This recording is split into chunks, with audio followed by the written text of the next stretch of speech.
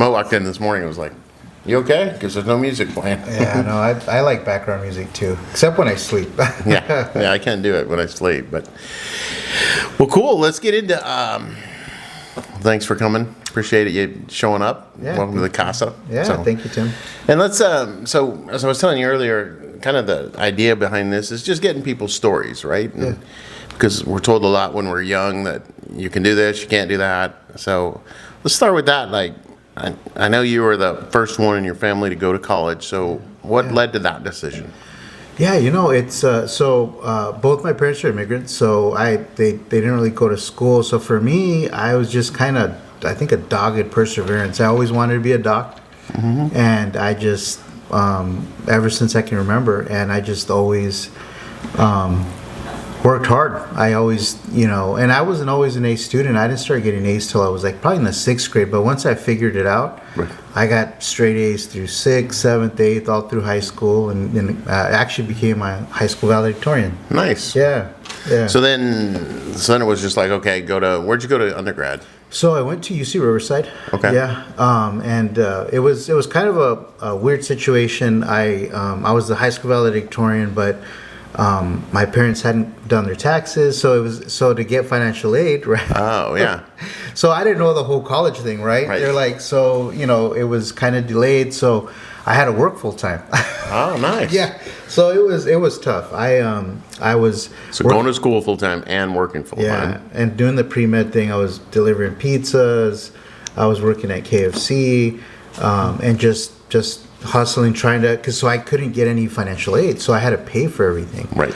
So it was kind of a rough start for college, and then once my parents figured out their financial situation, I was able to get the monies and loans and the financial aid, and then my grades started going up a lot higher, which is good. Huh. Yeah, but it was definitely tough because you have to get straight A's, and I wasn't getting straight A's those first couple years, but. Yeah, just to get into medical school, right? Yeah, you have to have a really high GPA. You have to have really high MCAT scores. You have to be a well-rounded guy. And Riverside, it had a biomed program, so it's like super competitive. There's, the brainiest kids from the country, want to be this because it's an accelerated program. So I was part of that. So it's probably not the best bet to kind of compete with those kids, but. I was able to hang in and eventually, get into med school. Yeah, we were talking a little bit earlier about how the lean times. Yeah. Or just the dead broke times. Right. The broke college kid. That's one thing where when you're living on financial aid, it was a lot of cup of noodles, and I remember it was, I think. Is it 25-cent hamburgers at McDonald's back then? I just stock up on those.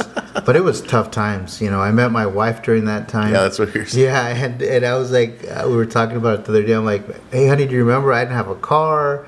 I didn't have a laptop. My cell phone was, probably a foot long and would heat up. I couldn't talk too long because it burned my face. It was a free phone back then, but...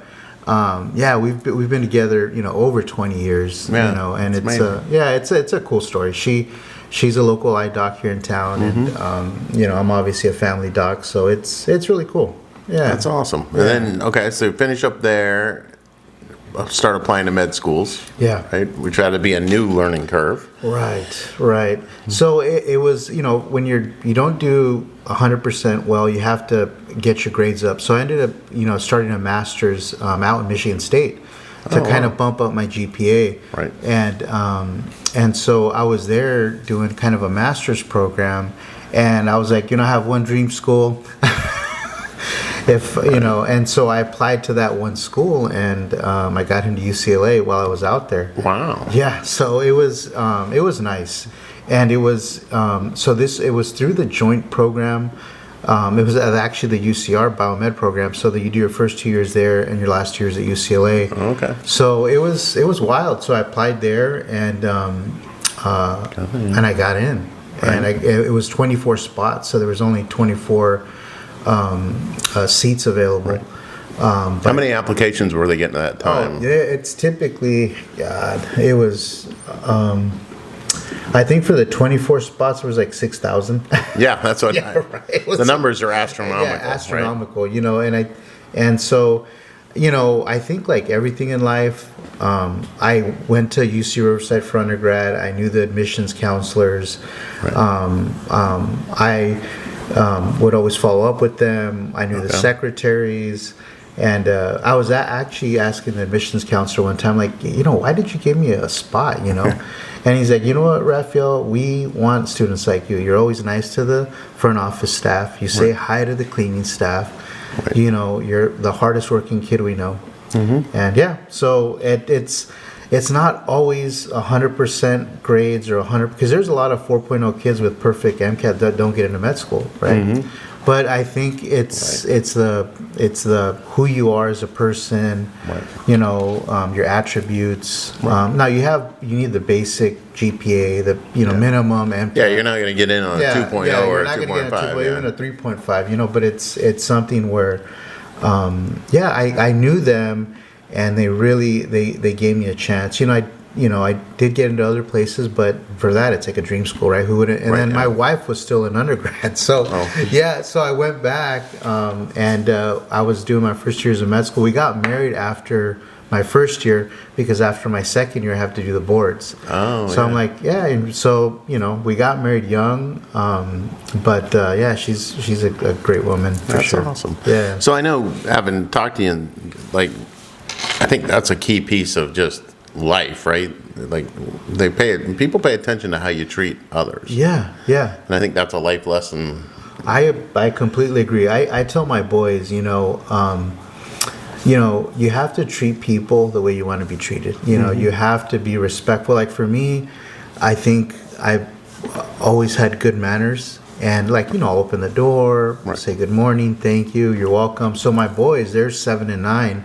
And they'll open the doors for people. They'll say, thank you, you're welcome, I'm sorry. And everybody's like, oh, that's weird. That's old school. I'm like, it's kind of like common courtesy. That kind of went out the window during COVID. Yeah, it's sad, right? And so for me, it's really cool because they're kind of doing that, right? You got to treat people like humans, and there's too much hate in the world, right? So you gotta love everybody, and now you've seen it from the other side too. I know when we've talked that you've been on the interview committees for med schools, right? And prepping kids for those. So what do you tell them? It's so wild. So when I was a medical student, they have obviously the doctor's interview, but they also have medical students interview because they want the perspective from the medical student also. Like, what do you think about this? Is it going to be your classmate or a colleague? Right. Or do you guys jive well? And it's so interesting because I unknowingly found out that interview committees, they'll start grading you with your first interaction. So if you're rude to the secretary, it's almost guaranteed you're not going to be invited back. Because if you're rude to the secretary, how are you going to be to the cleaning staff, to patients? And for me, it was just natural. But they actually have a score. So they'll give the front office secretary, okay, a score of 1 to 10. How did they treat you? How was your interaction? And by the time you sat down for the actual interview, you could have already been done. You could have been done, because you've already interacted with the secretary, the greeter, the one that says how you doing, where you're from. So there's before you sit down to the interview. So it kind of blew me away where, you could have been a 10 out of 10 applicant, and because you were so mean, they would have said, you know what, we're not a good fit. You're not a good fit. Yeah, I think that's huge for businesses, right? Yeah. Like after you talked about that, I thought that's actually a great way for businesses to do it too, right? Yeah. How did you treat the front office people? Right. How were you on the phone? Right. Because that all gives you clues about the person. Yeah. Because a lot of times we had a speaker a couple years ago in one of the business groups. It was like the title of his presentation was "You're not who I hired," and it was about like interviewing and making sure. Yeah. Because they always say that interview, that's the best the person's going to be. Yep.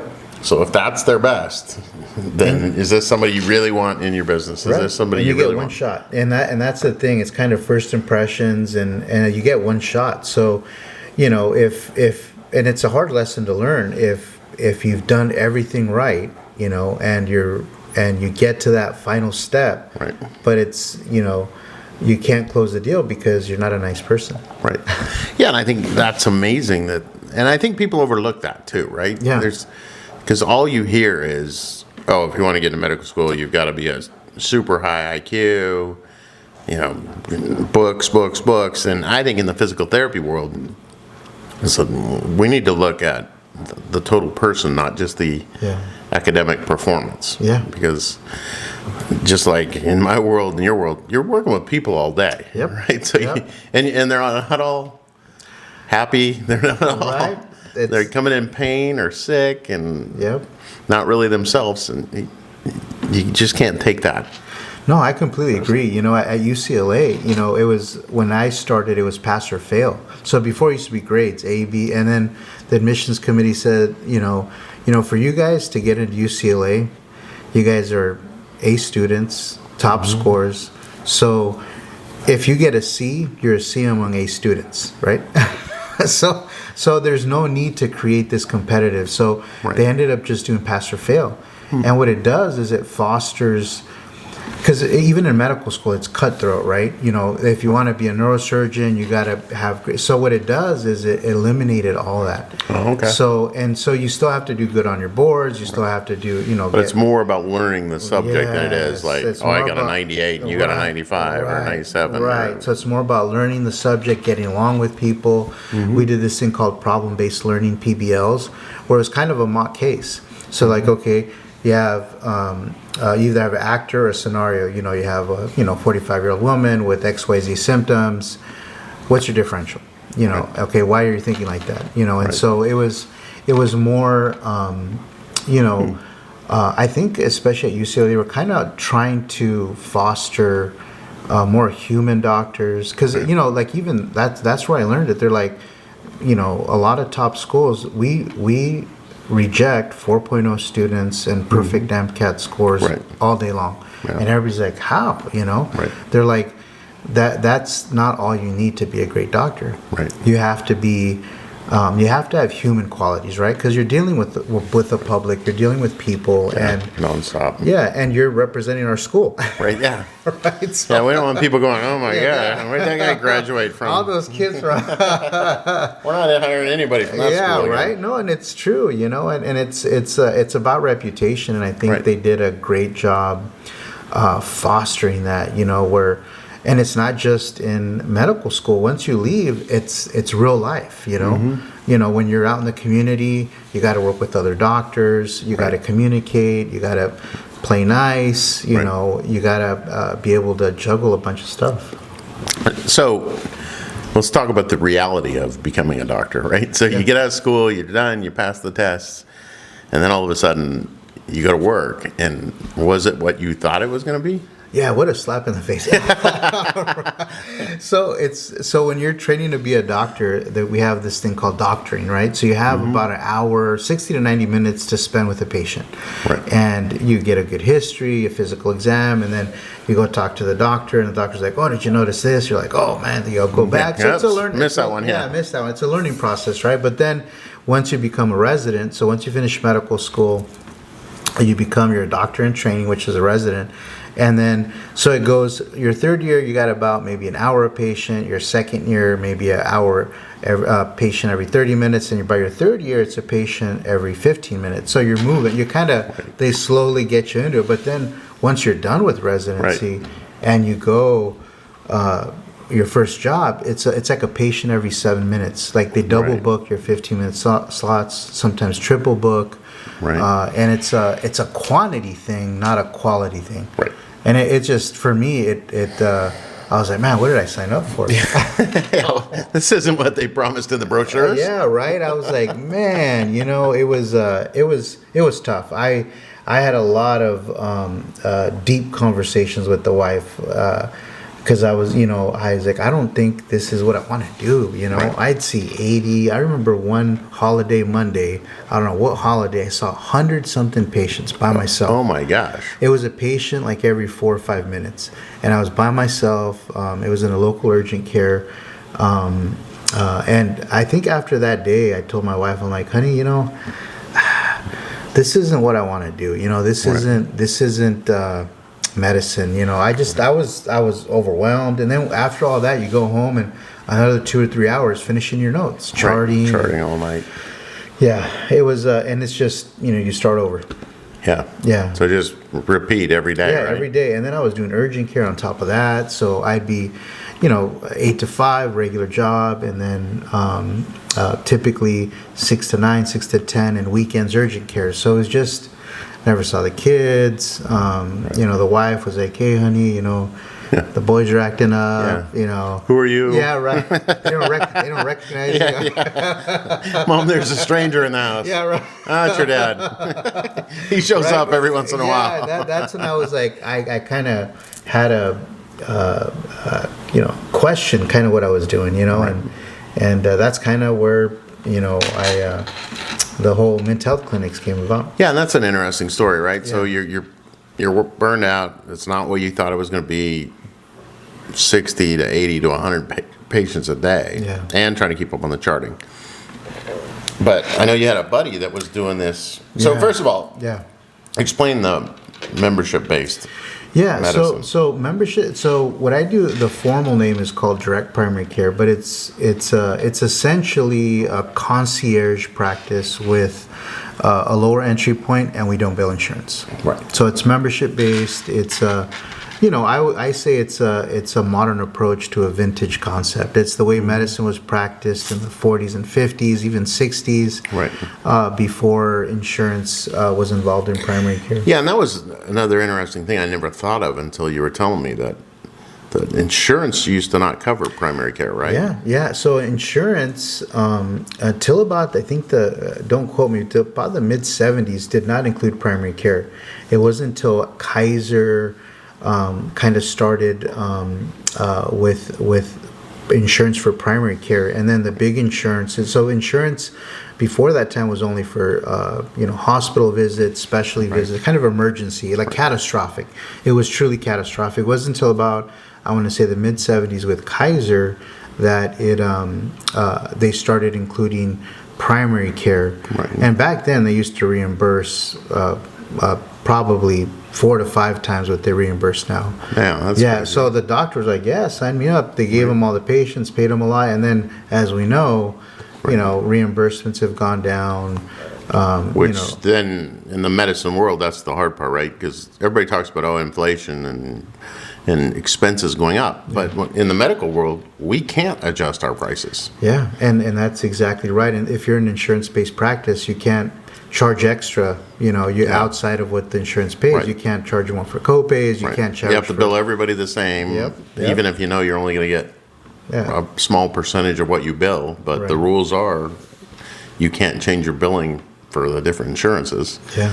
So it becomes so the backlash of that is the only way you can make it up is volume. Right. Or at least that's what people thought, right? Yeah. So you just see these doctors and they're just like, oh my gosh, like you go see your doctor and the waiting room is jam packed with people waiting sometimes an hour or longer. I mean, I remember going to see the OB when my kids were being born, and it could be a 2-hour wait. Yeah, for a 5-minute visit. Yeah, for a 5-minute visit. So it's like, wait a second, how's this working? Yeah. So I think so you started this thing, but you had a buddy in Colorado, Yeah, right? so Rob Boyer. So we did undergrad together at UC Riverside. We also went to medical school, and I think it goes back to how you treat people. Like I was always playful with him, and I'd call him Rigoberto, and he'd call me Rafa, and he did I think a mission in South American countries, so he's fluent in Spanish. Super cool guy, and a bright guy, and even in medical school, I think he had different foresights on how medicine should be practiced. And for me, I didn't really know what it was. And then it was by fate, during those dark times where I was like, man, I don't know if I want to do this.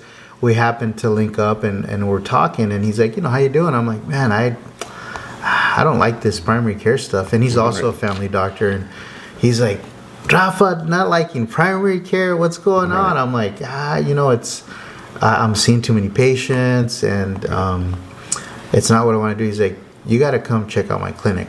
And I think it was like December 26th. We spoke probably Christmas Eve. The 26th, I was over there for, I think it was like 4 or 5 days. And he's like, and this was December of 2018. Okay. And he's like, come over and I'll show you what I'm doing. He's like, you're a good person. You love medicine. You're not competition to me. And so I literally flew out there. I shadowed him, most of the week. He showed me what EMR he's using, what, HIPAA compliant texting app, the billing service. And he's like, it took me 5 years. He'd been doing it 5 years. He's like, it took me 5 years to figure this out. So, but this is the secret sauce, Right. This is what will make it work. And, and he's like, no, you're the secret sauce. Right. You got to make it work. Right. And so, yeah, and I flew back right before my birthday, which was December 31st. I came back and I told my wife, I'm like, honey, I know what I'm going to do. And my wife was like, oh, goodness. Oh, boy. Let me get this right. You're going to give up your steady paycheck. Yeah. You're going to go with this idea. And you're not going to bill insurance. And you're not going to bill insurance. Yeah, So- it was. My wife is still my number one supporter, and she's like, if it doesn't work out, you can still go work at the urgent care, right? So, I'll be the first to sign you up. yeah, right. And so I took over a lease January 1st of 2019. Of 19, okay. I took over a lease. So it was a local pediatrician had some kind of unexpected health issues, had to leave her lease. So I knew the broker, and he called me. He's like, hey, Rafa, there's a patient or a doctor that needs to get out of her lease, and she still has a few years on it. Do you want to try it out? I know you wanted to start your own practice. And for me, I always thought it was going to be an insurance-based practice because I didn't know any better, till 2 weeks before that. Right, and all of a sudden, All of a sudden. So I took over the lease, and March 4th, 2019, I saw my first patient. Oh, all right. Yeah. And so, it took a few months to get all the business stuff, the contracts Yeah. adjusted with the lawyers, kind of setting up the company. And but it's been the best decision I've ever done. Besides marrying my wife, of course. Well, Right? yeah. Always put that at the top. Yeah, right. If you want to be, so, because I know it was a new concept when I first met you and we started talking about how it worked. Yeah. But in Colorado, it's very widely pretty accepted, mainstream. right? Yeah, that's what kind of threw me away. It threw me off. I arrived and I didn't see any urgent care. So I came from here in Kern County where there was an urgent care in every corner to Colorado where there was none. And I was like, hey, Rob, what's going on? He's like, yeah, we don't need urgent care. Most of the docs here do direct primary care. They do this concierge thing. It's a membership.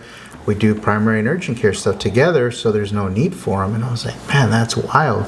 And then I come and find out that, a majority of the practices in that area were direct primary care. Mm-hmm. So they don't even use the insurance. Yeah, and I think, like, when I first met you, I had the idea in my head of what concierge medicine was, right? And it was these docs that, charge you a few $1,000s a year to be concierge, which really just means you're at the top of the list, right? Right. You have a little more access, readily accessible, but they still bill insurances. So that was one of the weird things I thought when we met was, wait, you don't bill insurance at all. Yeah. And it's like $109 a month. Right. And I think that's what, for me, I grew up without insurance. So I was always afraid to go to the doctor, Right. Because I knew it was expensive. And so when my buddy told me about it, he's like, this is concierge for the average folk. You can, if anybody can afford. Back then it was $100, $99 a month. He's like, anybody that wants good care can afford it. Mm-hmm. And then I get like 90% discounts on labs, a lot of the imaging. So you know, he he sold me the first day. You know, I was like, you know, this. I even said, I'm like, dude, this sounds too good to be true, man. Right. And he's like, you can spend an hour with each patient, and I'm like, you know, how do you pay your bills, dude? Yeah, exactly. This doesn't make sense. That doesn't make sense. And he's like, well, it's a low overhead practice. Right. You know, there's typically one MA per doctor, and because most practices are, you know, between 2,500 to 3,000 patients, most concierge practice or direct primary care practices are, you know, between 6 to 800, maybe 6 to 1,000. It really depends on the how sick your patients are. Mm-hmm. So he's like, yeah, it's a third less. So for him, you know, he told, and it just made complete sense. He's like, you know, if you have 3,000 patients, you're going to see 1% on any given day. That's 30 a day. Right. Well, if you got 600 patients, you're going to be 6 to 8 on a given day. That's a patient an hour. Right. And because it's a membership based, whether you see them or not, you're still going to get paid. Right. And I was like, man, I still don't get it. He's like, you know, it's kind of like a gym membership, right? Right. You know, they have a lot of members, but not everybody comes in. And and then your focus is now on quality, not quantity. Right. Right. So you don't have to play that game, and you can provide an exceptional product. You know. Yeah, I knew it was. I was shocked for my first evaluation. Was you'd said it like, oh well, yeah, it's an hour and a half visit, and I was like, whatever, man. Like, there's no way. But it was. I was just shocked. Like, I mean, at 29 years old, like I am. No, You age well. You age well, Tim. You age well. I mean, I've been to the doctor a lot. I have never sat with a doctor who went through every one of my labs, explained it. Yeah. What's low, what's good, Yeah. what could be potential issues. Yeah. And then you're like, oh, well, when's the last time you had EKG? And I was like, never, maybe. And then we popped in the other room, 12 lead EKG, and then you went through that. I was just like, man, this is totally different. And it still baffles me every time I walk in your office that there is nobody sitting in the waiting room. And it's meant to be like that. Right. So I think one of your sayings is traditional medicine is an hour wait for a 5-minute visit. Right. Your place is a 5-minute wait for a Hour visit. And I don't know that I've ever waited more than maybe a minute. Yeah. When I walk in and your that's place. the cool thing that we're not double booking. You know, they're hour slots. If I'm busy, it's 30-minute slots. You know, kind of. You know, it's hard, you know, with flu season when there's little things, but for the most part, you know, patients almost never have to wait. Yeah, and it's something where I never thought it was possible. Yeah. But I sat there in my buddy's clinic and I'm like, where's everybody at? Where are the where's the waiting room? He's like, he actually has a very small waiting room. He's like, you know, you just need one couch, you know. I'm like, what? Yeah. I'm used to these massive waiting rooms. Right. Packed full, people outside. Kids screaming, you know, people complaining, and it's just, you walk in there and it's peaceful. I'm like, man, this is weird. It's a totally different vibe when you walk in there. It's like, but they also have access to you via telemedicine, right? Or text or phone calls. Yep. And then I do house calls too. Yeah, I know. That's where I was going. Like, how about that for a 2024 and a doctor will do a house call? Yeah, it's wild. It's because so typically I block out 2 hours, but I have time, right? If they're closer, you know, like I have patients. They're typically my geriatric patients, you know, with new broken hips or or can't make it to the office. Right. I'll typically block them at the end of the day, so I can go there and, you know, take my time and kind of do a thorough eval, and 99% of them are blown away. And 99% of them like, hey doc, when I was a little kid, you know, and because they're all in their 70s and 80s, they're like, doc, when I was a little kid, the doc used to do this, and I'm like, hey, you know, it still can be done. It still can be done, you know, and it's a financially viable model, you know. Oh yeah, I can't believe the price of it. And I think the other part to me that I hadn't thought about until I started coming to you was just as a business owner, well, several businesses, the time waste of sitting there waiting for a doctor versus if I know that I have an 8:30 appointment with you, I know that I'm going to get in right at 8:30 and at 9 o'clock I'm done. Yeah. I don't have to guess. I know I went to one place just to get a chest x-ray. I walked in, they were like, oh, well, we don't take appointments, so you got to wait. And I was like, excuse me? Yeah. They're like, it could be an hour wait to Your get a time is- chest your X-ray. time I was is like, valuable, right? I don't have that much time to, like, I've got stuff I got to go do.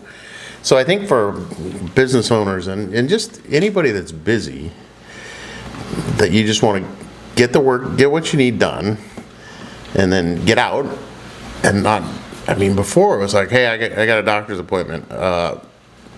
It's probably going to be somewhere between 1 and 3 hours. I have no idea. Yep. So I can't book anything in that 3-hour period because I don't know. Yep. Like, how long am I going to sit here? Oh, somebody came in. And I think people got used to that urgent care model of just going and sitting and waiting because what's the other option? Yeah. And then you call your doctor. It's like, hey, I need to come in. And they're like, oh, we have an opening in 4 weeks or 6 weeks. It's I'll like, be dead by then. I'm sick now. Right.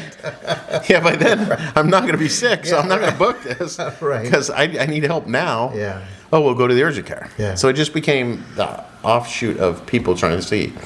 And with you, it's like the same doc every time. And you actually know, like, oh, here's what we're doing with you. Let's check on this. Yep. You don't have to re-explain yourself to the next provider. Yeah, or if you're sick, I know your allergies. I know what we've done before. You know, like, hey doc, I got a UTI again. I got my cough again. Last time we did this. And I'm like, yeah, not a problem. We'll give you this. If you're not better, I need to see you in clinic. Right. But I think with COVID especially, it normalized more the virtual visits because I was doing virtual visits before COVID because that's what my buddy did in Colorado. Right. But everybody was weirded out, like, oh, dog, this is weird. Yeah, this isn't really medicine. This is medicine. Can I come in? I'm like, yeah, come on in. It's the same. And then literally, from one day to the next, you can't go see your doctor, right? So for me, it was seamless because I was already doing it. So we were just doing virtual visits. But you said that you got a business minor? Yeah. Okay. So you had some business understanding. I did. So I did, and I think that's something. I think I was 6 classes away from a major, but that's where I met my wife. But yeah, the minor really, really helped me with kind of core business. And a lot of people say, "Why'd you do it?" I'm like, because my dream was always to open my own practice. Right. And I didn't know it was going to be the practice I have now. I thought it was going to be insurance based, but yeah, it's helped, with kind of basic fundamentals, your balance sheet, your profit and loss. Yeah. So you had those terms down. Yeah, you at least had an understanding. Right. And that's the bad thing about medical school. They don't tell you how to run a business. Oh yeah. Physical therapy school, same thing. Yeah. Like I didn't have that. So when I decided to start therapy, it was like, okay, I'm a good therapist. I have no idea about this business thing. Yeah. And then I searched out. So I'd been seeing patients for a while. So in my head, I was kind of like, okay, this person knows about HR. This person knows about banking. This person. So I put together a group and said, hey, how do you do this? Yeah. And learn that way from them. So that led you in. So you had a little bit of a jump start on that, but you take the leap, the entrepreneurial leap, right? Yeah. A little bit of panic sets back in, like, okay, is this really going to happen?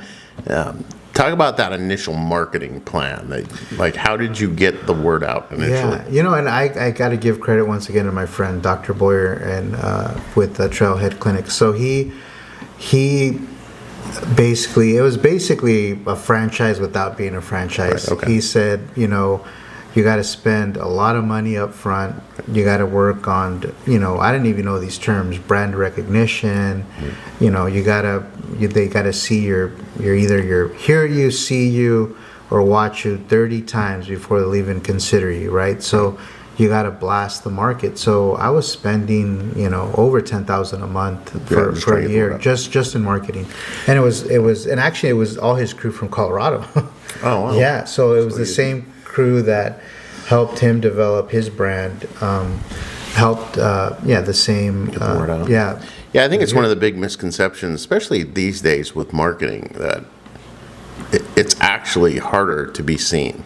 You can put posts out there, you can do a variety of different things, but do people actually see it and then respond to it? And I think people do. At least you went in with the understanding that I'm not going to put out one ad and have 500 people show up, right? Because they do need to see it multiple times before they even consider have a. Yeah, you're just trying to get them to go. What is this? What is this? Yeah. What is he talking about?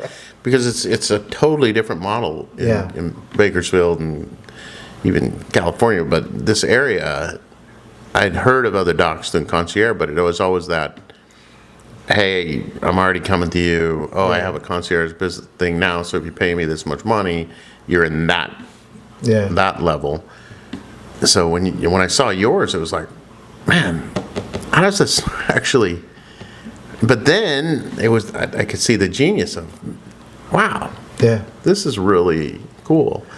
And I think the biggest thing, not only the time, but just how simple it is. Like, I know I was in there one time for, I think we were meeting, but even that first visit, you were like, how are your allergies? And I'm like, I think it was back in October last year. I go, oh, this time of year, my allergies are terrible, but nobody, I just lived through it. And you're like, now here, let's get an allergy shot. How about an allergy shot? And I shot a B12, and I was like, oh, God, here I go. Now I got to go somewhere else. And you're like, no, we do right here. Right here. Cash price. And a cash price of, it was like 15 or 20 bucks. Yep. And I was like, what? Yeah. This doesn't. And and that's the thing. It's because it's such a low overhead business model. It works. I can still bill insurance, but I don't. I can charge a lot for labs, but I don't. I can charge a lot for the injections we do in the product. But I think the whole concept behind, especially direct primary care, is providing a good service at a fair price. And for me, that's what I fell in love with. I was like, could I bump it up? Yeah. Now, don't get me wrong. We did bump it up from 99 to 109 because inflation. It didn't even keep up with inflation. I think in the medical field, it's gone up at least 20-25%. Just since COVID, the cost of doing business. At least. So, for me, we bumped it up a little bit, 10%, but it's. I can't take all the credit for it. It's a fairly, now that's, when I first did it 5 years ago, it was in its infancy, but with COVID, doctors were burnt out and fed up, and they're like, you know what, I'm going to do this direct primary care stuff, and it's really exploded. It's really exploded. There's doctors all over the place doing it now, and it's, don't get me wrong, you do need insurance. We're not an insurance company, but the doctors are practicing medicine the way it should be and on their terms, right? Right. So it's really cool. It gives you freedom. Yeah, you're not saying, hey, this is what I would suggest you do. Yeah. But first I got to call your insurance company, see if they agree with me. Yeah. And or the classic, doc, why'd you make me come in when my labs are normal? Right. What are you supposed to say? I needed a copay. I needed an office visit. I needed to bill your insurance. This was before COVID, right? So and so now you can text. And for me, I never charged for a call, right? So I'm like, yeah, your labs are normal. They're like, oh, I don't have to come in. I'm like, no. Unless you want to see me. Come say hi. Yeah, say hi, chat a little bit. But yeah, it's. I don't know. I can't speak enough of the model, and it's so simple. It's unbelievable. But well, I think the other part, just having worked with you for a while now, but it's genius for small business owners for their people too, right? Yeah. So you have small businesses that have come to you and said, "Hey, can I just sign up all my people to come to you?" Yeah. Yeah. So talk about that. Yeah, it's pretty wild. So in Colorado, most of it's really big. So most of the clients come from school districts. They're self-funded.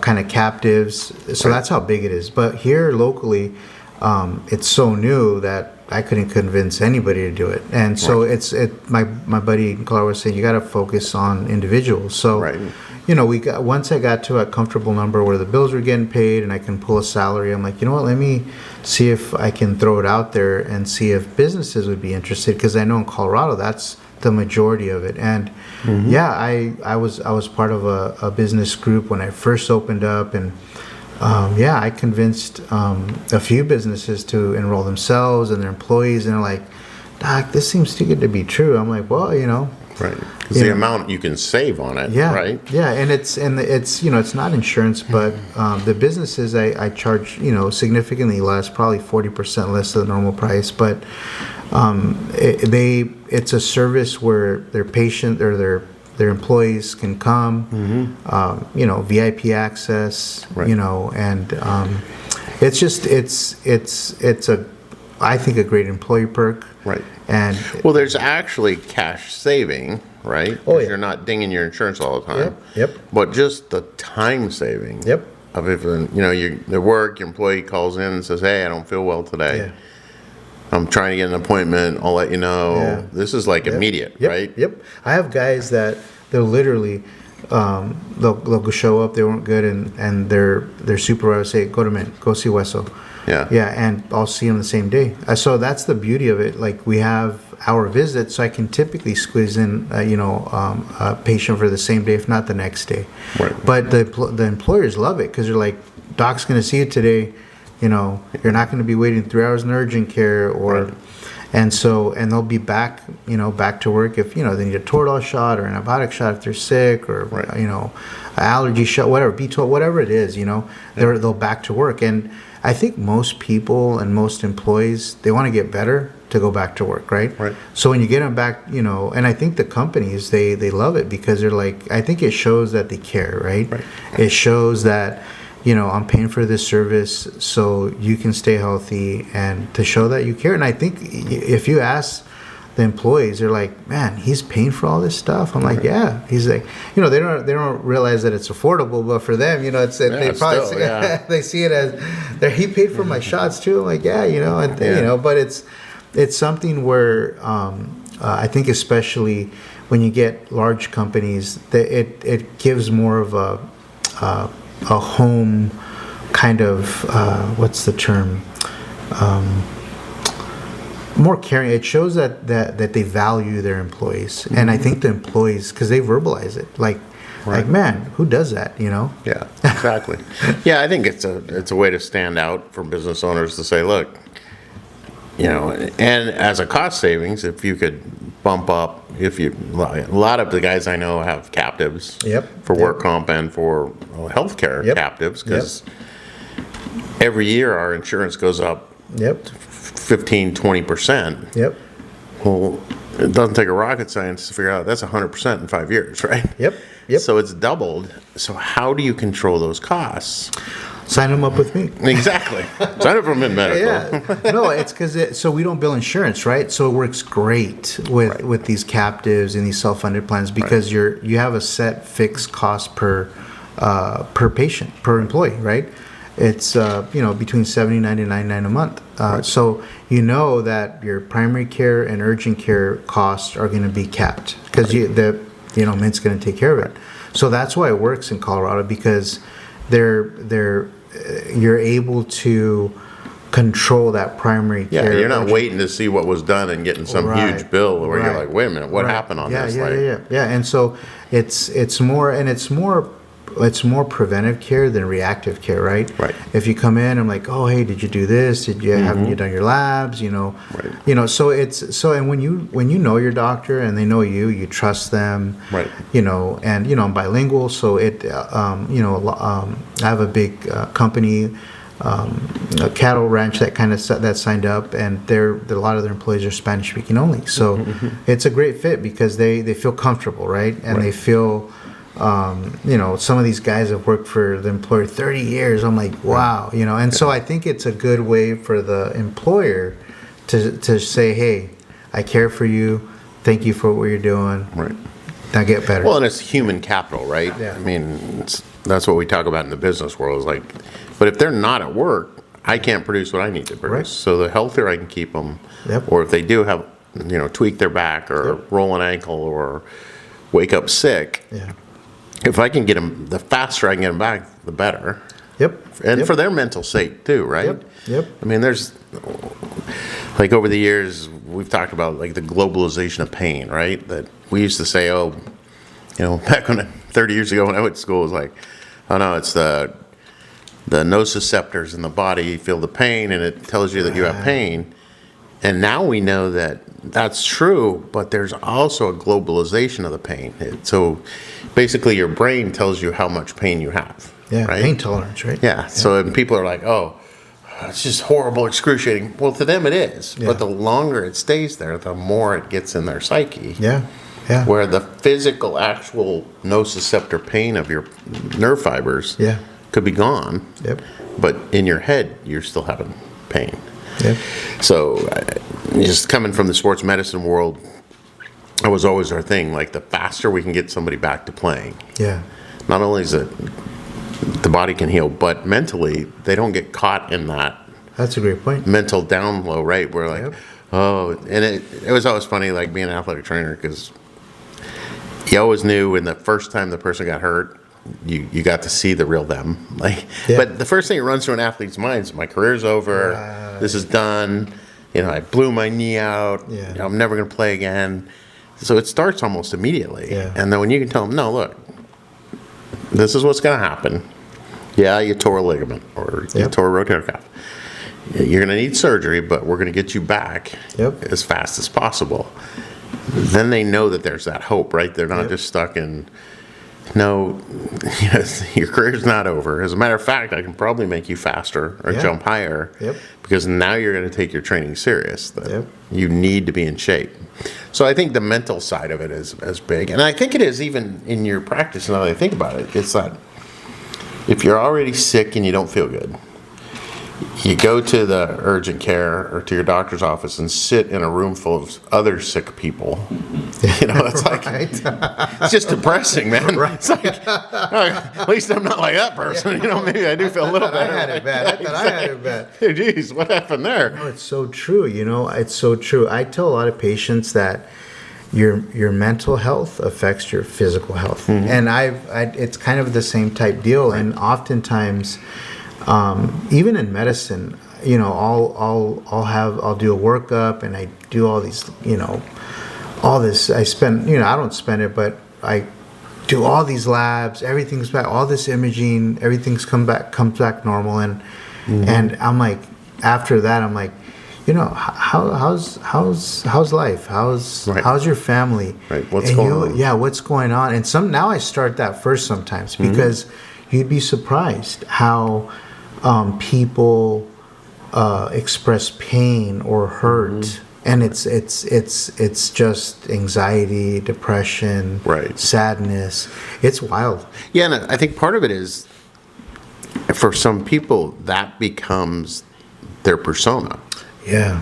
That, I'm always in pain. You have the friend that you ask, like, hey, how's everything? Oh, man, my back's killing me. And Yeah.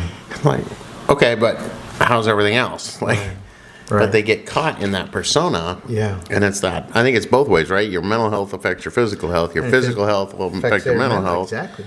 And then it's just that constant ebb and flow, right? Of Yeah. how can I, if I don't feel good mentally, Yeah.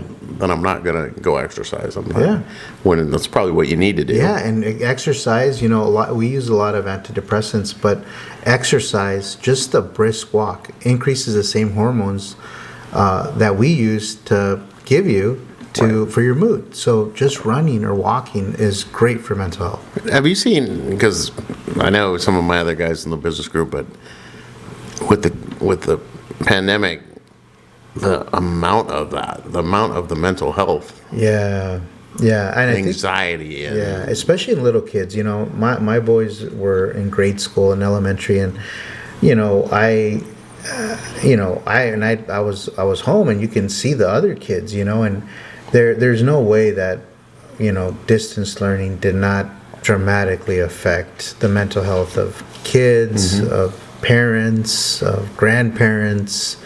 I have a lot of teachers that are members, even administrators, and they're like, a lot of these kids, are behind a year or two now. Oh, yeah. Yeah, and it's just they just even though they were going to school, they weren't learning. Right. And it's sad. I think now they're catching up. Even COVID babies, they've come. A lot of the babies that were born in during COVID, a lot of those that now they've done studies weren't meeting their milestones. They seem to have caught up by now, but they weren't meeting their milestones. They weren't walking. They were still crawling. They weren't talking when they're supposed to. Yeah, it's interesting watching the COVID, because Yeah. everybody got scared to death, right? Like, Yeah. especially if you had a kid. Yeah. Like, oh, if this thing somehow gets my kid, Yeah. or my kid gets it and gives it to me, or gives it to grandma or grandpa, we can Right. kill people. And I'm a little heavier set, but I'm like, man, that's a risk factor. That was all of them. Well, let's skip that one. Oh, what are you supposed to do? Exercise and get sunshine? No, I'm not doing that. So I think it's just those flows. So now we've come out of it, right? But during it, I know from talking to you that when COVID hit, you were in business like a year. Yeah. COVID hits, everybody's freaked out. You know, can't go to your doctor, got to wear your masks. I think there was a big part of that too, was everybody got so scared that you saw people not going and getting their regular checkups, not going and doing their follow-up testing. Yeah, no, and that's another thing. There was an exponential, it's even now we're seeing it that, you know, there's a lot more cancer being diagnosed in later stages. Right. Just because nobody went to the doctor during COVID. Right. And a lot of the doctors, I don't blame them. They're in their 60s, and they didn't want. They're like, I don't want to die. I don't want to die either. Yeah, right. You know, and so, you know, for me, you know, I had a brand new clinic. I was already socially distanced. You know, there were hour visits. Yeah. So it worked out great. You know, there was nobody in the waiting rooms. Hour per patient. I actually, you know, grew up over 160%. In 2021, so it was a blessing for me and my family, but it was definitely scary times for everybody. But so before you were working, seeing 60 to 80 patients a day, going home and charting. How has that changed since you started Mint Medical? Wow, yeah, it's a different life. You know, the other day I was complaining to my wife. I'm like, man, babe, I'm so stressed. I got slammed today, and she's like, how many patients did you see? I'm like, oh, I saw 18 or 20. She's like, what? That's a slam day? I'm like, I remember when you got slammed with 80 to 100, and it's so all relative now, you know. Exactly. So it's now I'll see, you know, on busy days maybe 2 patients an hour. You know, maybe 16, you know, it averages probably about 12 to 14 a day. So most of the time I get my notes done, you know, in clinic, you know, I'm done. You know, my kids are playing soccer now, so, you know, I have time to go to practice, you know, to go to game. Before it was non-existent. I think without knowing it, creating a business just gave me so much freedom and time. I have time. And you have control, right? And I have control. So if you decide that, hey, I'm going to take this afternoon off because my son's got a soccer tournament. Yep. Would that have ever happened before? No. If anything, I'd get yelled at, you know? Like, you know how much money that's costing? I know we give you time off and you can't take it. But but for most businesses, it's especially as a doctor, right? You know, you're a high paid employee, and, you know,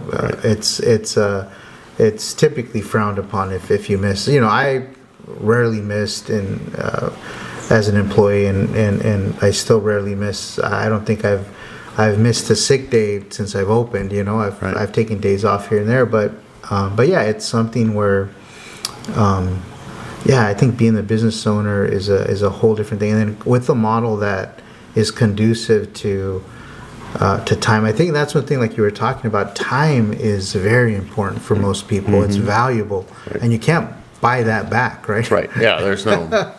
When it's out, it's out. It's like sitting in traffic for three hours. You're like, man, I'm never gonna get that back. Yeah, it's gone. It's gone. Yeah. So I think that life balance is a big part of it, and that's, I think, impressive, that because that's not what we equate being a doctor to, right? Yeah. I mean, you equate it to long hours. And high stress and no free time. And don't get me wrong, I did live that life, but you know, I wasn't happy. Happy. You know, I'm a better father, better spouse, you know, better doctor, because you have time, you know, like mental health. In an hour visit, we can talk about mental health. We can, like, hey, what's going on? When you got a 5-minute visit, there's no time for. Yeah, you're not asking that question. You're not even asking it, because that'll lead you down a rabbit hole you don't got time for, right? And I think that's, so I think for patients, they get a misunderstanding about that, right? That, like, I hear people complain all the time, well, I went to my doctor with my sore throat and said, oh, by the way, my knee hurts too. And the doctor goes, well, you have to make another appointment. And they're mad at the doctor. They don't understand it's not the doctor, it's the system, right? Yeah. Hey, I only have 5 to 7 minutes. I can't. So it's not the doc trying to get another copay. It's not all the negative. It's like I physically do not have the time to ask certain questions. Yeah. Because you ask the wrong question to the wrong patient. Yeah. It could be a 40-minute conversation, right? Yeah, and for me, that's the beauty of it. I can take my time, you know. Right. I can take my time, and I think that just blows. To this day, every new patient, you know, they're like, Doc, don't you have a patient to see? Right. Oh, no, you're the only patient here. You're like, what? Yeah. You know, because it's their first time, and they're concerned about my time. Yeah. It's like, oh, I appreciate that. Yeah, thank you. No, I'm getting paid either way. We still got another hour to go if you want, you know, and so it's awesome, you know. It's great for the patient, it's great for the doctor, and it changes incentives, right? It changes more for quality and not quantity, Right. you know. And and you see that in the retention, right? Yeah. How many people renew? Yep. And I know you got your sweet spot, right? Yep. So for us, if you're under 25, you know, it's probably a 90% cancellation rate. Right. But if you're over 45 with 2 medical conditions, it's like a 90% retention. Right. Yeah. So and I'm month to month. So I don't force you to sign a contract for a year or whatever, 2 years, and it's month to month. So a lot of the patients kind of blown away. So, you know, it also, I'm providing a product, right? So it not forces me, but I'm still, and that's another thing about, I think, especially primary care. For me, customer satisfaction matters. In an insurance-based world, customer satisfaction does not matter because there's so many patients and not enough doctors that the doctors. Yeah, if the doc's got 5,000 people and you're telling the doc, I'm quitting, I'm going somewhere else, it's like, okay. Guess what? That other doctor's going to have 5,000 people too. Right? So. And you're in the same boat. And that's why with me, it's kind of, people are like, man, it's like, greatest thing since sliced bread, you know? Yeah. No, it's such an incredible format. Yeah. So we kind of glazed over it, but I think one of just with the changes of the demographics, right? Yeah. That being bilingual and actually fluent too, not like trying to fumble through some words. It was my first language, so yeah, exactly. So I think that with the growing Latino population in Kern County, and I think, and I've told you this several times, that I think the worse that this insurance stuff gets, the more it's going to drive people to look for alternatives. Agreed. Right? That somebody, like, if I can't get in and see my doctor, or I can, you know, if I call and then all of a sudden it's like, well, the doc can't see you for 4 weeks, but the PA can see you in 2 weeks. It's like, okay, well, I'm going to take whatever I can get, and that's still way out. Yeah. Or go to the urgent care and waste your time there. Yeah, and nobody wants to do that, you know. So. And I think that just eliminates all of it. But so to the Spanish market, though, like what would you tell them about? Because there's a difference even from what I've seen being when I go down to Mexico, right? Yeah, How medicine's done there versus, and at least it's my understanding that a lot of Hispanic people distrust big buildings, big government, you know, funny, big systems. And it's funny because the way I practice medicine is very similar to the way medicine is practiced in a lot of other countries, like Mexico. It's so wild. I had a farm rep from Saudi Arabia, another one from Pakistan, another one from Turkey, and they all like, you know what, Doc? This is how medicine is practiced in my country, or was practiced in my country. Yeah. And you know, a lot of my Hispanic or Latino patients are like, hey, Doc, you give shots just like in Mexico? I'm like, yeah. I don't have to go somewhere else? Yeah, I don't have to go to TJ. I'm like, nah, you know, you can stay here. And if you need a shot of antibiotics or, you know, Toradol, which is Motrin, you know, it's not a big deal. We can do it. You know, and I think that blows their mind. It's just like, how is this possible? How come my doctor doesn't do this? I'm like, it's just a different system. Yeah, it's just the model. Yeah, it's the model. where I don't bill insurance. So, obviously I still have to do through all the same licensing and regulation. But as So far you don't as have to insurance, employ a billing company or billers in your office. You don't have to have pre-authorization department, authorization department, all those people. And I think they cost money. Yeah, exactly. I think lot of money. that's the part that people don't understand is the business of doing medicine is expensive. Very expensive. When you got to have intake people and billers, and these are all people you never see when you go to a doctor's office, right? They're all the back office, accounts payable, accounts receivable, who's tracking what, fighting with the insurance companies to get paid. Yeah. And I think it's still like in the business groups, it's always funny because when we start talking about medicine, it's like, no, we have to provide the service. Yeah. And then maybe get paid for it. Yeah, isn't that ironic? Yeah, maybe 90 days later, right? 90 days later. Yeah. And if the by the way, if we got one letter wrong on your bill, or we didn't check off this box. we didn't check one thing, or you provide all these services. I know in the physical therapy world, it'll be like, we'll see them two, 3 times a week, right? Yeah. You see them 8, 10 times, and all of a sudden the insurance company goes, "Oh yeah, we're denying that claim for whatever reason."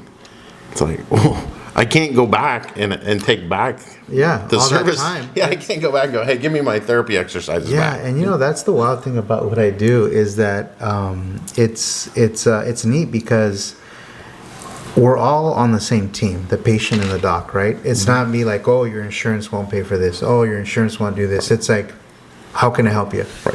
Yeah, I want to put you on this medication, but the insurance said, "No, Yeah. you got to take this one." I'm like, this is a cash price, and so it eliminates all the barriers to care, right? And I think a lot of people, it was so wild that patients didn't believe it. Even to this day, they're like, "Doc, I was always told if it's too good to be true, it's probably true." I'm like, "Well, I've been around 5 years. I've been, best of Bakersfield a few times." Yeah, a couple times, right? Yeah, a couple times. At least in the top 3. Again this year, right? Yeah, and again this year. So it's I think that in its own right shows that you connect with your patients, right? Because you're going up against groups that have tens of thousands of patients. Patients. But somehow your following is avid enough to say, "No, we're going to vote for this guy." Yeah. No, it's wild. That's why when it first happened, I was like, it must be a mistake. I'm a new guy. Right. And then the second year kind of bumped up in the top 3. I was like, what? And then a couple years ago, or no, it was 2023. I got best you of won it, Bakersfield. right? I won it, the top spot. I'm like, no. And then my wife also won it. I was like, what? It was just too wild. Yeah. And then again, but I think it's that combination. Your patients are happy because they actually get the service they want, whereas I think a lot of doctors' offices are almost like gyms, right? Yeah. Gyms always have a negative impression, and they try all the time to get rid of it. But just if you ask the 10% of people that have a gym membership that actually go, they'll tell you that it's a great place, right? Yeah. But there's always a negative stigma, and I think medicine's kind of gotten that way too, Yeah, where it's there's just a sad. negative stigma of, "Oh Sad. God, I got to go to my doctor." Yeah. Or I got to go to the urgent care. It's Yep. going to be hours to wait, and then then they're going to give me a prescription, and then I got to go to the pharmacy. I'm already sick. Yeah. So now it's another stop. Yeah. And it's just such a negative It connotation. is, and I even before COVID, I was dispensing medication, like medications out of the clinic, and you can if they're prepackaged, like Z-Packs and stuff like that. So, oftentimes, you have your commonly prescribed meds, and I do that more to help the patient, so they wouldn't for that, right? Yeah, Efficiency the of it. efficiency or the convenience, and then it got kind of out of hand with COVID, but so we kind of stopped doing that. But I don't know. I kind of turned medicine on its head, for doing what I'm doing, because I wish more doctors would do what I was doing, because I think they'd enjoy medicine. For me, I think most doctors go into it because they truly want to help, and they truly and I think the current insurance system, and I'm not bad mouthing it, it created a monster where nobody's happy. The doctors aren't happy, the patients aren't happy, and you know, like you said, when are you happy to go to your doctor? Like I have patients inviting me to games, you know, texting me Happy Easter, you know, you know, and it's so personal. I get invited to their funerals, you know, and it's something where I was never able. I've always been the same doctor, but because I have time, I've formed a more real relationship with my patients. Right. So, you know, if their family member died, it, you know, wasn't my fault. You know, I did my best. Right. But they invite me to the funeral, you know, which is kind of cool. I think to kind of full circle, you know, to kind of see what life is, and, you know, mourning, you know, it's important for doctors to mourn too, right? You know, because it's so... you know, don't get me wrong, sometimes some weeks are more stressful than others, but, you know, I think when you know your patients and you know you're managing them and they're taken well care of, like, I sleep good because I know they're well tucked in. Right. I know what they're on. I know they're supposed to be on this. We're kind of on the same page. You know, we text, you know, and so that's another thing. You can text, you know, and or video, all that stuff. So it makes it, you know, conducive to get care, you know, and it's a service you're paying for, you know, so it's mutual. Yeah. It's such a weird feeling to just say, oh, I'm just gonna pop. Oh yeah, get an appointment and pop see in. See you today. Yeah, see you at 2. Yeah, exactly. Except if I'm doing a podcast, can't you? Yeah, exactly. Don't call today. Yeah, not in the morning. Doing a podcast. So what's next? I know we've talked about it in our coaching sessions, but continued growth. Where do you see Mint Medical going in the next few years? Yeah, it's interesting. You know, I think like anything, I always wanted to keep it small because I always thought like if you get too big, you lose that personal touch. Right. But I think if you create the right culture, and I think the clinic system itself or the model itself is conducive to success. So, you know, I think if we grow, you know, if I can get some mid-levels or franchise or expand, I think, you know, that's all kind of conversations we've had. But, you know, I think like any business, you know, it'd be nice to grow, you know, and have more free time with my family, right? Like, I think that's the end goal is to have a sustaining system where I don't think I'm ever going to retire because I really enjoy what I do, you know. So yeah, but that's a huge shift, right? Because you were working in the rat race, crazy in the rat race, and burned out at a young age. Yeah. Just how much of a difference that's made in your life, right? Yeah, it doesn't even compare. It doesn't even compare to the way from when I first started. So, you know, I graduated in 2010. So, what was it, 14 years? So, out of residency, I came here. So, we've been here 10 years. And so, the first 5, I was working, you know, with, you know, the government clinics and urgent cares and everywhere. And then I started my clinic. But if you compare the first 5 years of my career to the last 5 years, it's like night and day.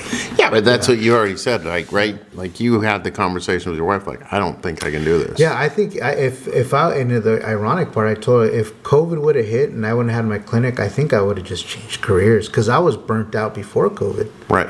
And so I was telling her, you know, I think, you know, it's weird how life works in mysterious ways because I was already burnt out, and with COVID, I think, you know, it just exponentially worsened everything. But just in that statement, you went from being burned out to, I don't know that I'm ever going to retire because I'm doing what I love to do, and I can actually do it and make money. Yeah, pay the bills. You know, it's wild. I wish I would have done it earlier. You know, but you know, I'm still young by most standards, so it's neat that I kind of figured it out. Even I think you got to take those lumps, though, right? Because I did the same thing.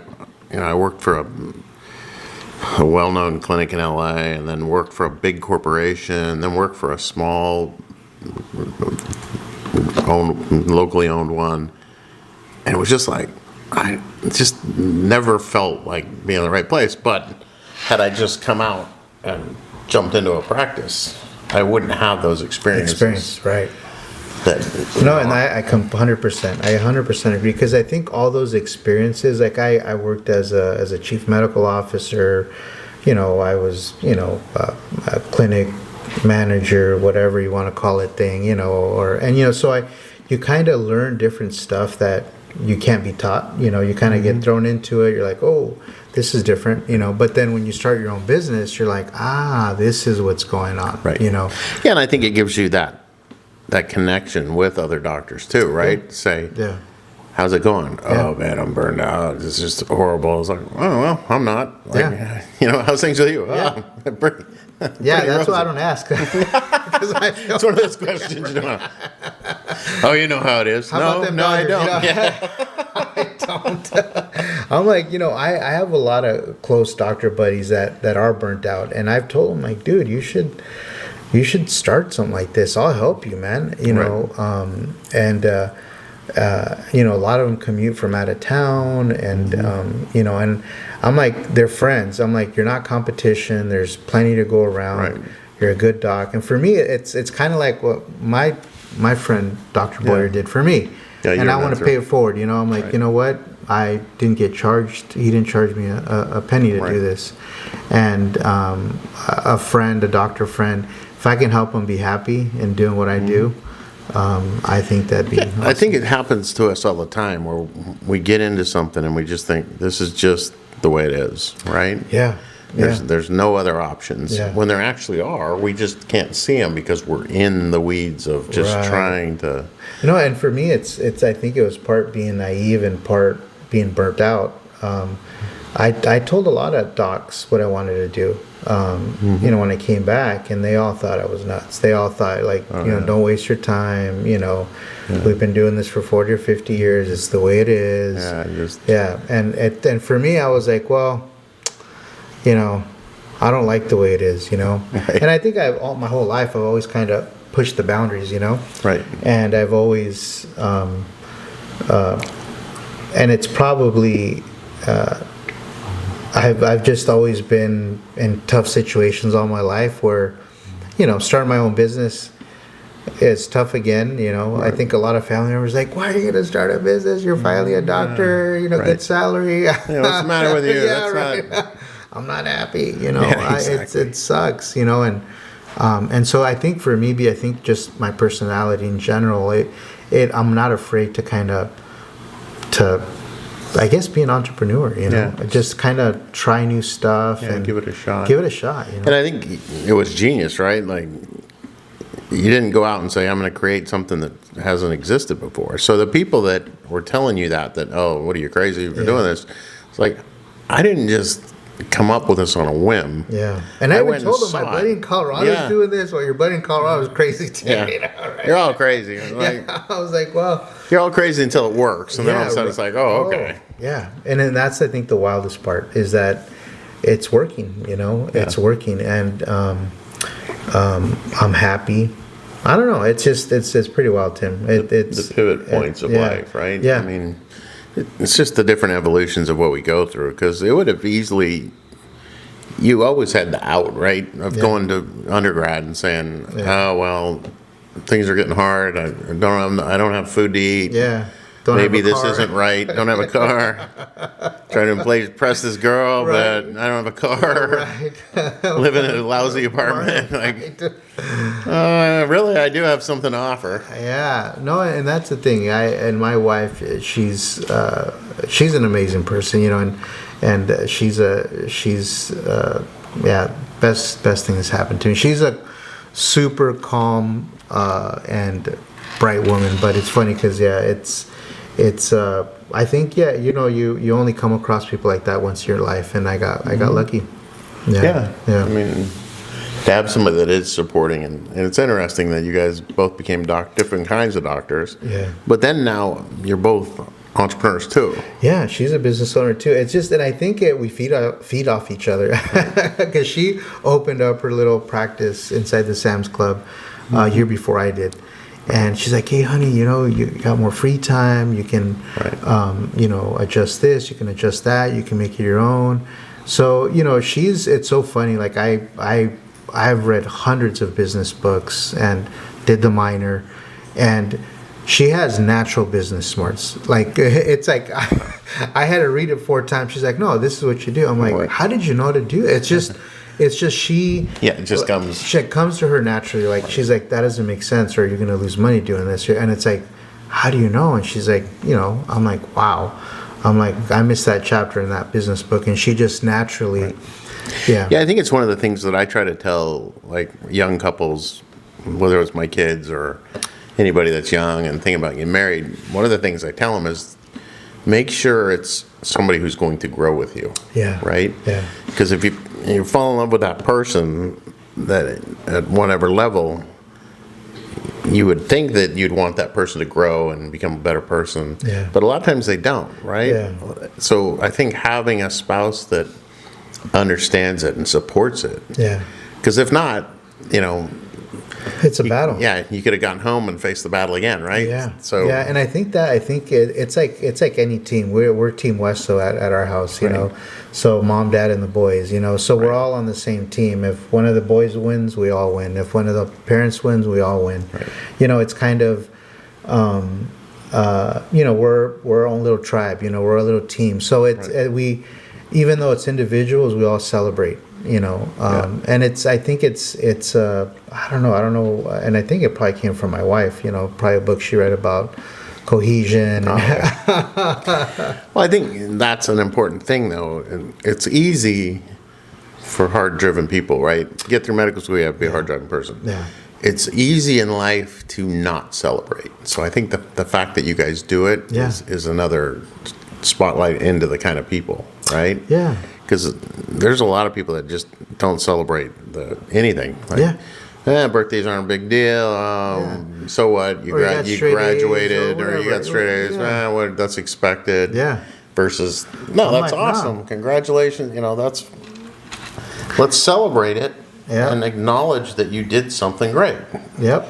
And there's nothing wrong with that. Yeah. God, what quote was it? It's like Success is a lease, right? Right, yeah. It's really short. Yeah. So you got to pay rent every day, man. Yeah, you got to put in your dues every day, and because it can come and it can go just as fast as it comes. And and you got to be humble, and it's funny because our boys, we tell them, you have to be comfortable feeling uncomfortable, in everything it is. Right.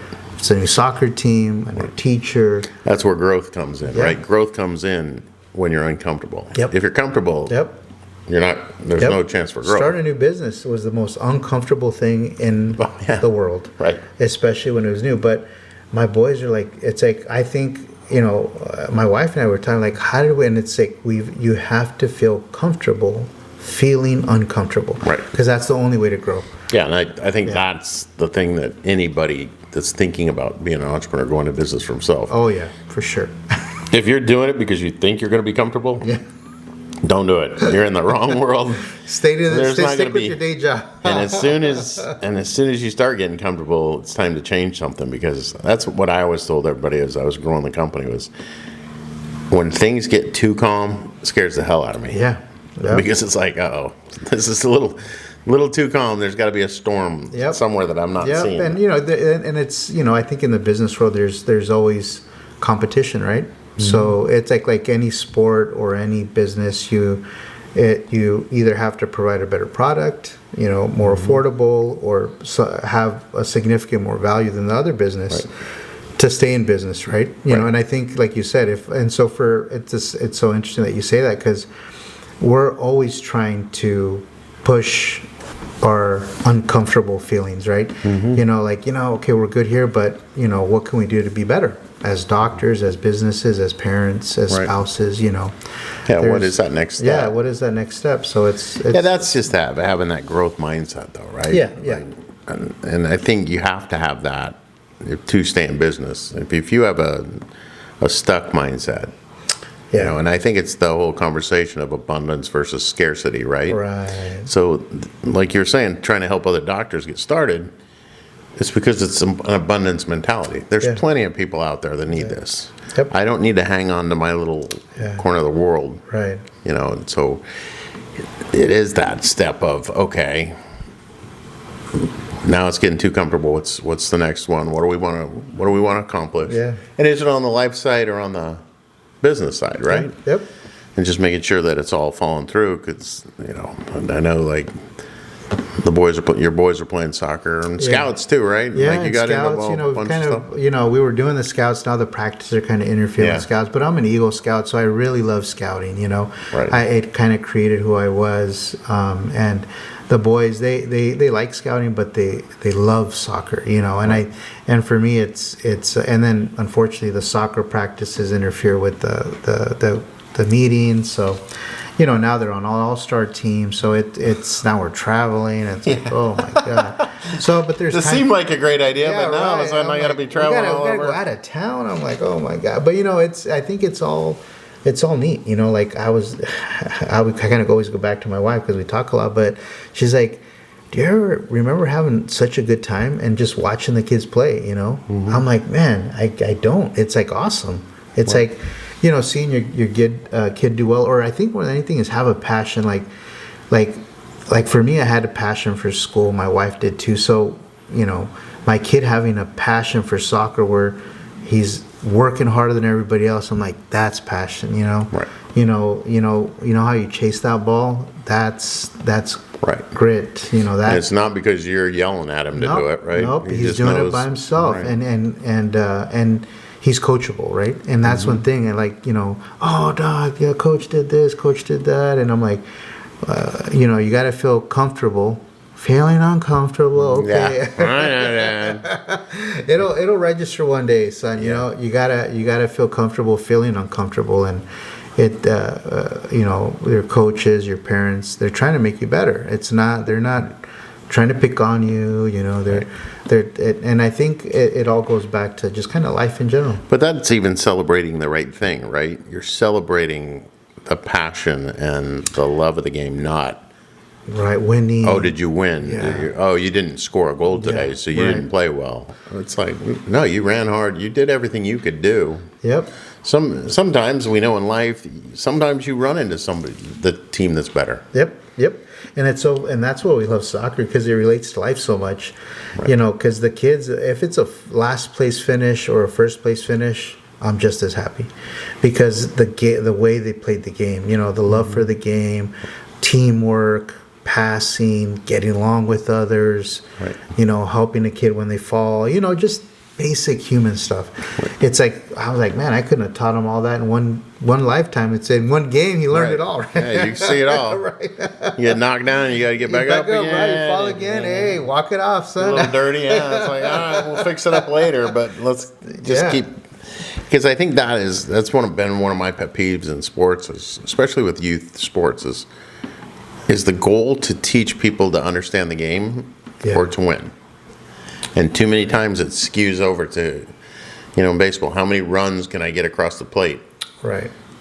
You might have gotten the most runs across the plate, but your kids don't understand how to play the Yeah. game, right? Because that's not. I mean, I would rather see them give points for, hey, you made the right play. Yeah. You did the right thing. The first baseman dropped the ball. Yep. That's not your fault. You made the right play.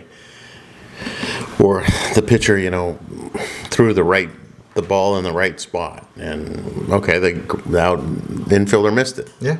It happens. I mean, it's not life. a perfect world. Yeah, It's it's life, not a right? perfect world. But the more times you do it correctly, Yeah. the more likely success comes. Yeah. Right? Yeah, and it's kind of that cliche, you're going to fail a lot more than you succeed, But it's those failures that Right. that Well, and what do you do with it, right? Yeah. Do you go hide in your room, or do you, okay, I learned something? Yeah. So that's how I always looked at it. It's like, all right, yeah, that didn't work, but Yeah. what did I learn from it? yeah. Because there's times to say, all right, that's not a good idea, right? Like you could have gone into this business and been like, oh, wait, this isn't what I thought. Right. But by continuing to strive to add new patients Yeah. and just being that far ahead of the curve, even though your buddy wasn't that told you, but whenever you do something new, the people, they don't understand it, right? Yeah. So when you're trying to tell them, like, hey, I think this is going to work, Yeah. but they've never seen it before. Right. So they're like, Skeptical. why haven't I, there's plenty, I think it's a Teddy Roosevelt quote, right, about the critics and the cynics are up in the stands, but it's the man in the arena that Right. is actually doing something. Right. So you can, when you're trying to start a business, if you've got the cynics and the critics and let them get into your head, then you've lost. You have, and that's something where, yeah, I think just in life, I've purposely been a hermit, because I don't want to hear all that stuff, and I think it's just and for me, I typically, we kind of keep it at Team Wesso, Well, I think it's kind of the point of having these conversations, right? My hope is to help show people the multiple pathways that people can take to success. Yeah. I mean, you could have opted out and said, "Oh, I'm the son of immigrants, so I don't get a fair shake." Yeah. Well, I mean, we can find the excuses all online. Yeah. And sometimes it's a direct line or a fairly direct line, but even like when you were in college, because I did the same thing, right? Like, you start having fun and my grades dropped a little bit. Well, now to know that I got to go back and fix that, right? Yeah. But it could have been an easy, like, oh, well, It's not for me. I'm not going to med school because, I'm not going to go back and repeat the physics class that I got a C in. I don't want to do it. Yeah. Like, no, you have to, right? And it's, I think it's something that, I want to show my boys. I think being a kid of immigrants more than anything, it showed, like, I know, there's so much opportunity in this country. And I think, like, I tell my boys, I'm like, that, where mom and dad are from, we wouldn't have been doctors and you guys would not have this life. And so you have to approach everything you do with 110%. Right. Because there's kids in other parts of the world that would love to be in your position. Right? Oh, yeah. That aren't, and so you guys have to live your life like you're on borrowed time, because there's, I think, we haven't traveled a lot to other countries, but, seeing and some kids, would do anything to come to this country.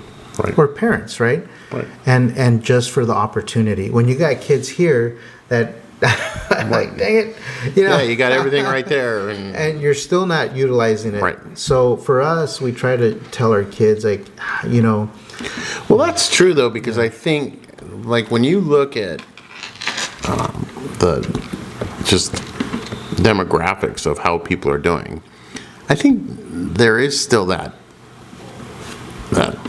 drive for the American dream, right? Yeah. Keep hearing this, like, mostly comes from Americans. So, the American dream's dead. Yeah. You can't do this anymore. There's plenty of people around the world that would love to just have any A knack at it. opportunity. Yeah. Just give me a shot. So when you look at, I think the highest income group is like Asian Americans. Yeah. Indian Americans are number 2. Yeah. So it's like, but I think part of it's that, right? I got this opportunity to come here. Yeah. I'm going to do something with And it. you better and I think that's the immigrant experience, right? You better make something of And it. that's where we all were at some point, right? And I think as generations we get a little lazier, right? Well, yeah, it's that saying that, like, hard times make strong men. Strong men make weak times, and then you become weak. Yeah. Yeah, I got this opportunity. Yeah. And I just have a little bit of fear for kids that are raised here, Americans that are, multi-generations have been here. Yeah. Because they use it as an excuse, or I think they limit themselves more than the anything immigrants else. do. Yeah. Right? The immigrants come in with, oh my gosh, look at everything Look you at can the do here. opportunity, Yeah, look at all the abundance, right? opportunities. Versus, kids that are multi-generation fourth American are like, generation. I'm going to be this or that. My parents, there's no opportunity to do anything. It's like, are you crazy? Like, there is and I think so it's much perspective, right? Yeah. It's perspective. Like for me, it was, I'm gonna, give you only live to 80 or 90, so Right. those years I have on this earth, Right. I'm gonna make them count. You Yeah, know? it's like that, the quote, like the dash is where like when you look at a tombstone, Yeah. there's the day you were born, the day you died. It's the dash in the middle. That's what's important. Yeah. Right? That you have to, what did you do with that little dash? Yeah. Yeah. So it should almost be the opposite, where the birth and death are the small part. And it was like, here's what this little dash actually meant. They Everything in accomplished between. all this stuff. Yeah, and I think it's like any entrepreneur, or you know, you obviously don't have to be an immigrant, but I think it's fresh, right? You know, Right, yeah. it's Hit the, It's your when this mom and gate dad. opens up, I'm hitting this track, right? I'm not going to turn around and be like, oh, well, sorry, I decided, I decided I'd stay here and I didn't really want to run the race. It's like, no, let's run it Yeah. and see what happens. yeah, you know, but don't give up, you know, don't Yeah. give up, and just give it 110%. And yeah, you know, my wife and I have almost identical upbringing. It's probably why we balance each other so well. But and we achieved our dreams, you know. So I think, as any parents, you want to support your kids, and I think more than anything is we don't want them to lose that drive that we had, you know. You know, because yeah, I think it's the quintessential American dream, you know, to entrepreneurism, you know, work hard, you know, Self-made, yeah, yeah. self-made. If you fall, get back up, you know. Right. You know. Yeah, and there's always going to be bumps in the road, right? Yeah. Nothing's a smooth journey. There's going to be bumps. There's going to be, you're going to get knocked off course. It's just how soon can you readjust and get back on course? And just, like you said, don't quit. Yeah. Keep pushing, keep driving, and make it what you want to make it. Whatever that is, too. I Yeah. think that's another thing that and it seems like in this modern era is we always want to compare ourselves with Right. others. Right. Versus, I did the best I could do. Yeah. And I'm happy with it. Yeah. You know, I didn't say I had to become a billionaire. Yep. If I could just be happy and have good relationships with my wife, you know, with your Yeah. spouse, with your kids. Yeah, Where that's they the dream, still right? want to hang out with you. Yeah, right. Like, now that all my kids are adults, it's like, oh wait, you want to hang out? That's Yeah. awesome. Like, let's. No, it says a lot of you as a parent, right? And that's I think my goal. You know, that our kids want to hang out with us once they're married, and you know, they find that special person like I did. You know, because I think that'll make or break you, right? Like we've talked Right. about, right? Oh, Because yeah. if you know, in everything, it's a team, Right. and But I think that having that relationship with your kids Yeah. allows for those conversations down the road. Yeah, Right? for sure. If you were still like running the mill Yeah. in the rat race, there'd be no time. yeah, you wouldn't have the time to have those. So then all of a sudden you have that awkward conversation of, oh, let's talk about the birds and the bees, and the kids Yeah, like, right. oh god, I'd rather be dead right now than Yeah, listen right. to this. But I think the more you have, just like in your business, you do it, but establishing those relationships so Yeah. that. And right now, it might not be important, but for one of your patients that they do get sick, Yeah. and you know, okay, Yep. when you call me and say you're really hurting, I'll be and there. you've never said it, Yep. then I know that you're really hurting. If you Yeah. call me every day and tell me, oh, I've got Right. pain, then it's kind of like the boy that cried wolf, right? Yeah. But Yeah. it's that same thing with your kids. I think that initial having those conversations, building that relationship, building that trust, allows you to have the difficult conversations down the road. Like, you know, got your heart broken, Yeah. or I'm thinking about marrying this person. What do you think? Yeah. Then you can have an honest conversation with them, like, hey, you know, Yeah. is this really the best person for you? Have you thought about these things? Right. What's going to happen down the road? You know, you're all in love and you've got the physical, chemical attraction, Yeah. but have you had the conversations about what's coming down the road? Yeah, money, family, finances, you know, credit scores. Where we're going to live? Yeah. Where do you want to live? I want to live on the beach. Okay, well, you better hit the lotto because that's a little pricier than I think, you know? Yeah. So, but I think that building up over time is vital so that Yeah. you can have those conversations. And it's weird, too, now that my kids are grown, is like, they'll say something and be like, oh, well, they'll pick up on stuff you tell them and remember it over the years. Like my oldest son said something just last week. He was like, well, you always told us whatever it was. It was like, oh, man, You still remember that? Yeah, you're paying attention. Right. All those times when you're a teenager rolling your eyes at me like, Yeah, man, this yeah, guy's crazy. He doesn't know what he's Yeah, talking about. But That's why. they remember those lessons, right? And that's neat. And I think that's life, you know? Yeah. It's life. It's business, your relationships. Yeah, we your can learn kids, from your anybody. family. You just got to continue to learn, grow. Yeah. Right? So. And do the right thing, you know? Yeah, Yeah. I think that treating people the way you want to be treated. I mean, that's one of those. It's a golden rule, right? Yeah, but it's one of those that Nobody does it. it goes across. Yeah, it goes across every major religion, and somehow it doesn't happen. Right. Like, it's okay to start yelling at people and cussing at people. It's like, I don't remember that being any major religion tenet. Like, right? versus just the simple stuff like Yeah. treat people the way you want to be treated. Yeah. Don't, and if you didn't hear it from the person, don't repeat it until you know for sure that, Yeah. Yeah. because then you're just spreading rumors and gossip, and Yeah. there's plenty of that in the world. I don't think Right. people We need more of that, yeah, right? yeah, that's the one thing people are, oh, we need more of that. No, we don't. We got an overabundance of that stuff. So, well, fantastic, man. It's been a pleasure, Wish Tim. you luck. Yeah, it's been fun. I mean, it's been Yeah. really fun getting to know you and see your business model. I always love those business models that just make me think like, how's this work? And then it's so creative. I think that those are the cool ones, right? Because I think one of the things I think that's the coolest about you is, as a doctor, you still looked for an answer. Yeah. It wasn't just like, no, this is just, The way it is. yeah, I picked wrong. I got to Right. see 80 patients a day for the rest of my life, and or until I drop dead of a heart attack. Yeah, right? Yeah, because all the stress and... Right. Yeah. So I think we'll keep working on it. We'll keep growing Yeah.